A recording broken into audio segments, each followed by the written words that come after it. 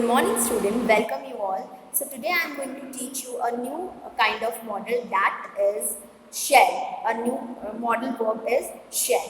So as you all know that we have already done so many model verb that is can, could, may or might. So shall we have already done while doing tenses. तब भी हमने क्या कर लिया था, shall का use कर लिया था. So basically shall is used to indicate a future action and it also used as a model verb. अब देखो क्या था कि shall टू टाइप्स के हमें बता रहे हैं. It is indicate to the future tense. एक तो ये फ्यूचर टेंस को इंडिकेट करती है. Next is it is also used as a modal verb. ये एज अ मॉडल वर्ब भी यूज होती है. ऑलराइट.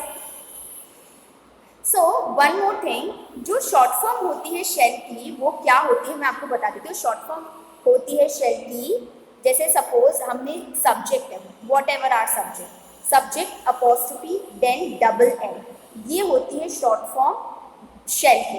सी अब विल की भी शॉर्ट फॉर्म जो होती है वो भी कुछ ऐसे ही होती है. जैसे हम लिखते हैं subject apostrophe and S. So suppose our subject is he, so he will. She है तो शी विल, इसको ऐसे बोला जाता है. सो क्या होता है नाउ डेज, अभी एक फॉर्मेलिटी रह गई है because most of the question के साथ अगर ऐसा है तो आप विल का ज़्यादा यूज करना rather than shall. So you all know that shall is used with first person or first person, that is I and will, but this change in certain condition. But ये कुछ certain condition पे change हो जाती है. मतलब shall का use हम I और we के साथ तो करते हैं, but in there are some exception. Let's see what is that. So there are uses of shall. So uses of shall क्या है? Let's see. Shall is used with the first person to express simple future, that is when only time is involved. तो shall कब use होता है? First person के लिए use होता है जब हमारा कोई टाइम इन्वॉल्व हो, डेट टाइम. मैंने आपको बताया कि हमेशा फर्स्ट पर्सन के लिए यूज होता है, डेट इज आई और वी. देखो एक टेबल में बता देती हूँ आपको, जैसे हमने अभी टेंसेस में भी की थी प्रोनाउन की टेबल. अब देखो प्रोनाउन की टेबल में क्या होता है, ये 3 टेबल है जिसमें first person, second person and third person is given. Alright. So according to us the first person क्या होता है? आई जब हम सिंगुलर की बात करते हैं तो आई. वी जब हम प्लूरल की बात करते हैं तो आई और वी क्या है हमारे? सिंगुलर. आई मतलब मैं. अब मैं बोल रही हूँ तो क्या होगा? First person. और अगर मुझसे ज़्यादा यानी एक से ज़्यादा पर्सन है तो वी का हम यूज करेंगे, मोर देन वन पर्सन तो that time we is use always. So we is plural first person. Clear. Then second person, I am I. Okay. I am talking to you, so you are the listener. Speaker always first person. Okay. Who is the first person? First person is always a speaker. And who is the second person? Second person is listener, always a listener. Ab who is the listener here? You are the listener here. So you is second person. So you जो है वो first और second दोनों होता है. Then third person. If you and I both are talking about someone, somebody or something, so जो वो somebody है वो क्या हो जाएगा? Third person. So third person क्या हो जाएगा? He, she and it. Alright. So he for male person and she for female. Clear? So here the table of pronoun. So I shall, so I is the first person. I shall see him some time.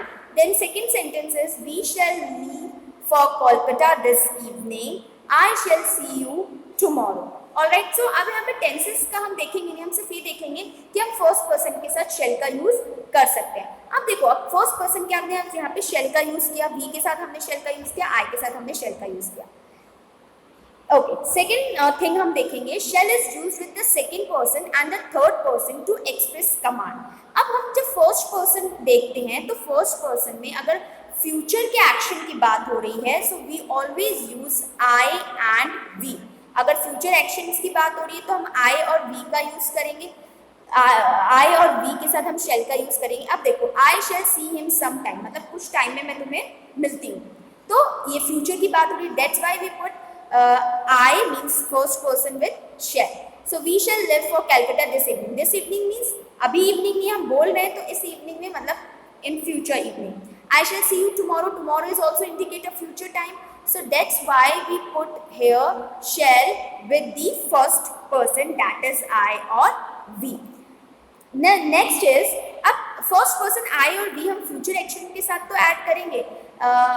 इसके अलावा means besides these thing means besides the future action we also use I and we with taking suggestion. अब taking suggestion का मतलब है किसी से suggestion लेना. हम दे तो नहीं रहे हैं, हम किसी से सजेशन ले रहे हैं. तो जब हम किसी से सजेशन ले रहे हैं तो हम भी क्या हो गए, फर्स्ट पर्सन. सजेशन कौन ले रहा है, हम ले रहे हैं, तो फर्स्ट पर्सन ले रहा है. तो टेकिंग सजेशन के टाइम पे भी you always use shall with the first person. Offers, अगर कोई ऑफर्स हम किसी को दे रहे हैं तो हम दे रहे हैं, फर्स्ट पर्सन दे रहा है, तो दैट टाइम भी क्या यूज होगा, आई और शैल. प्रॉमिस किसी को कर रहे हैं, जैसे I shall promise you. See if you will pass your examination I shall give you a new bag. अगर तुम अपने एग्जामिनेशन में पास हो जाओगे तो मैं तुम्हें क्या दूंगा, न्यू बैग दूंगा. सो इस तरह के प्रोमिसेस के लिए भी आप किसका यूज करोगे, शेल, और शेल का यूज करोगे with the first person. Alright, first person pronoun. So next up is shall is also used with the second person and the third person to express a command. अब second और third person के साथ भी हम shall का use कर सकते हैं, बट मेन थिंग कि क्या होना चाहिए, कमांड होना चाहिए. ऑलराइट, सो अब कमांड आप किसको दोगे, सेकेंड पर्सन को ही दोगे. यू, शी, ही, इट, दे. सो आई से यू शैल डू इट. अब कमांड आप खुद को तो नहीं दोगे, राइट, आप किसी और पर्सन को ही दोगे कमांड. सो थर्ड पर्सन को दोगे या सेकेंड पर्सन को दोगे, आप खुद को तो कमांड नहीं दे सकते ना. सो फर्स्ट सेंटेंस देखिए अब क्या है, आई से यू शैल डू इट. मैं कह रहा हूं कि तुम ये करो. सो ये क्या हो रहा है, कमांड हो रहा है. ही शैल रिपोर्ट फॉर ड्यूटी टुमारो. उसको कल की ड्यूटी के लिए क्या करनी पड़ेगी, रिपोर्ट करनी होगी. Alright, next is you shall marry the girl of my choice said the angry father. Means जो एंग्री फादर उन्होंने कहा कि तुम्हें मेरी ही चॉइस की लड़की के साथ क्या करनी होगी, शादी करनी होगी. तो ये सब कमांड दे रहे हैं. सो विद कमांड आप लोग सेंटेंस को ध्यान से पढ़िएगा. जब भी आप कमांड दोगे always use shall with the second और थर्ड person.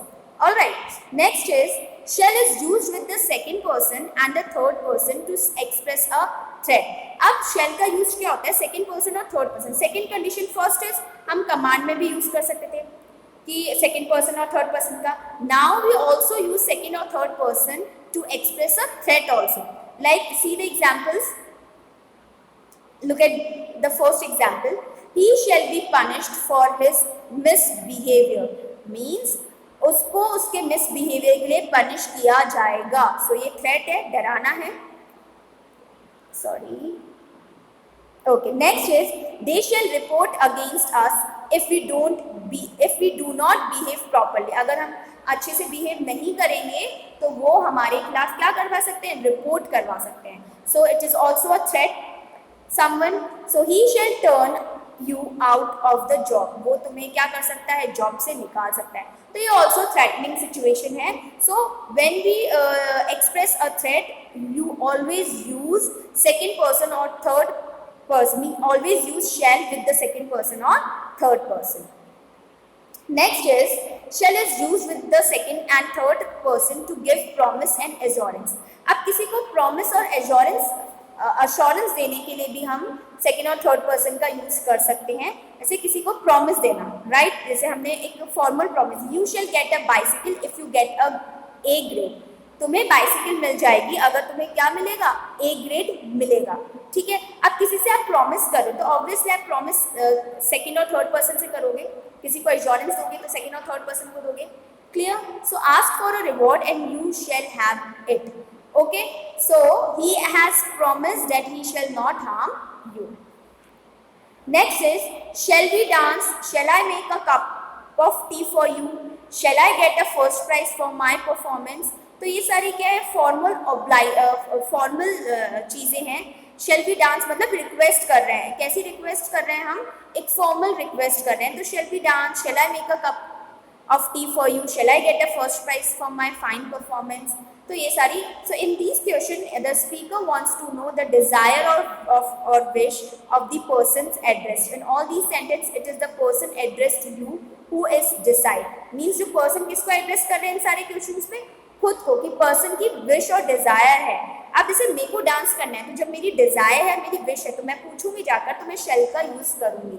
हम मोर फॉर्मल होंगे, हम अगर किसी को जानते नहीं और किसी से कुछ पूछ रहे हैं, तो जब हम मोर फॉर्मल हो जाते हैं या मोर पोलाइट रिक्वेस्ट करते हैं, तो हम क्या यूज करेंगे, शेल का यूज करेंगे। क्लियर? सो अब वन मोर टाइम आप शेल को एक बार देख लीजिए क्या क्या है। Shall to express simple future, express करती है always simple future. We shall leave for Delhi tomorrow, tomorrow is indicate a simple future. I shall go for a long drive this evening, long drive पे इस evening को जाएंगे। Next is to express the plan और intention of the speaker, कोई plan और intention speaker की वो भी शो करती है। We shall shift to a new house next week, means ये प्लान है, ऑलरेडी प्लान है, इंटेंशन है कि हम नेक्स्ट वीक पे नए घर में शिफ्ट हो जाएंगे, तो इसमें भी आप फर्स्ट पर्सन के साथ शैल का यूज करेंगे। आई शैल गो टू चंडीगढ़ या रोहतक, रोहतक से हम कहाँ जाएंगे, चंडीगढ़ जाएंगे। सो टू एक्सप्रेस ऑफर और सजेशन, ऑफर और सजेशन के लिए भी हम यूज करेंगे shall I shut the window और shall be sit in the lawn. Next is with the second और third person shall is use to express a command. अब देखो ये रिपीट हो रहा है, ये जस्ट रिपीट इसलिए हो रहा है क्योंकि आप यू अंडरस्टैंड वेल कि एग्जाम्पल्स के थ्रू आप समझ पाए अच्छे से। और you shell do it, you shell remain here till he comes, तो ये कमांड कर रहे हैं कि तुम ये कर सकते हो और तुम्हें यहाँ पे रहना है जब तक वो नहीं आ जाता। He shall report for duty at 8:30 tomorrow, यानी कल वो ड्यूटी के लिए रिपोर्ट कर देगा। सो ये क्या है, एक कमांड है। Next to express a threat, you shall die for it, you shall not study further if you fail. She shall be punished for her misdeeds, अपने बुरे कार्यों के लिए, मिसबिहेवियर के लिए उसको क्या किया जा सकता है, पनिश किया जा सकता है। तो ये सारी चीजें क्या हैं, ये थ्रेट को शो कर रही हैं। Next is to express a promise, promise express करने के लिए you shall get leave today, तुम्हें आज लीव मिल जाएगी, ये प्रॉमिस करें। सपोज आपके टीचर से आपने परमिशन ली कि क्या मुझे आज लीव मिल जाएगी, तो वो तुम्हें क्या कर रहे हैं, प्रॉमिस कह रहे हैं, या you shall get leave today.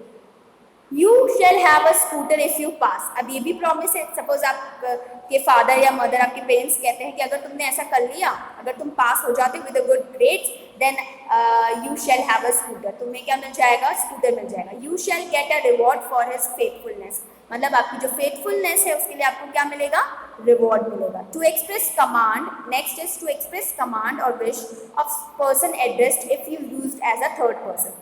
अब थर्ड पर्सन के लिए भी आप इसको यूज कर सकते हैं, जैसे कमांड और विश की कंडीशन में।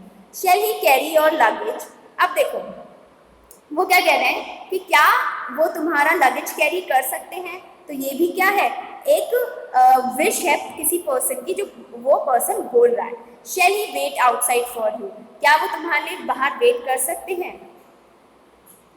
सो here are some shall table, let's उसको भी एक बार हम देख लेते हैं। First suggestion, shall I get a pizza for dinner tonight, ये सजेशन है कि क्या मैं तुम्हारे लिए पिज्जा ले आऊँ आज रात के लिए। ऑफर्स और वॉलंटरिंग, वॉलंटरिंग मतलब होता है किसी चीज़ को आप वॉलंटरी करो, राइट, अपने मन से करो, खुद की विश के साथ करो। सो या किसी को ऑफर करो। That bag looks heavy, shall I carry it for you. Suppose आपका कोई फ्रेंड है, राइट, आप जो आपको बहुत पसंद है, तो उसका बैग आपको हैवी लगता है, ठीक है, तो आप समटाइम्स उसको कहते हो ना कि your bag is looks very heavy, so shall I carry it for you, क्या मैं तुम्हारे लिए कैरी कर लूँ। तो बहुत वॉलंटरिंग ऑफर आप किसी को करते हो, और फॉर्मल होता है, ये इनफॉर्मल बिल्कुल नहीं होता है। तो that's why we always use with these kind of sentences we always use shall. Now instructions, asking for or giving. Giving और फॉर के लिए आप हमेशा क्या करोगे, इंस्ट्रक्शन जो होगा उसके लिए शेल कर। What shall I do with your mail when it arrives, means जब तुम्हारा मेल मुझे मिल जाए तो मैं उसके साथ क्या करूँ। Instruction, promise, you shall be the first person to know, मतलब तुम्हें ये बात, जो भी उसका सीक्रेट होगा, तुम्हें बात पता चल जाएगी, means you are the first person जिसे ये बात पता चलेगी। नेक्स्ट इज कंफर्मेशन, स्टेटमेंट और फैक्ट के लिए भी always use shall. I shall meet you there at 7 means मैं तुमसे वहाँ पे कब मिलूँगा 7 o'clock. So the modal verb shall is not used much nowadays. It may still be found in formal speech and some legal documents. So क्या होता है nowadays shall को हम इतना यूज नहीं करते. We normally use will instead of shall. But अब shall का ज़्यादातर यूज़ क्या होता है फॉर्मल स्पीच में. इनफॉर्मल में हम will का यूज़ करते हैं, बट इन फॉर्मल स्पीच में हम हमेशा फॉर्मल स्पीच जब हम अपने बॉस से, प्रिंसिपल से, टीचर से बात कर रहे हो ना, दैट टाइम और सब लीगल डॉक्यूमेंट्स के साथ हम shall का यूज़ करते हैं. So the most common use of shall in everyday English is in the question that offer और सजेस्ट. किसी सजेशन के लिए, ऑफर के लिए मीन्स अभी जो न्यूली इंग्लिश है उसके अकॉर्डिंग shall का हम यूज़ करते हैं. Originally shall was used instead of will in first person. Originally मतलब in tradition English में क्या था, will की जगह पे किसका यूज होता था, shall का यूज होता था with the first person, with I and we when talking about the future, जब भी हम future के बारे में बात करते हैं. But nowadays things are totally changed. You can use will instead of shall in all the place. So I hope you all have must understood this modal verb that is shall. So thank you for watching. Stay home, stay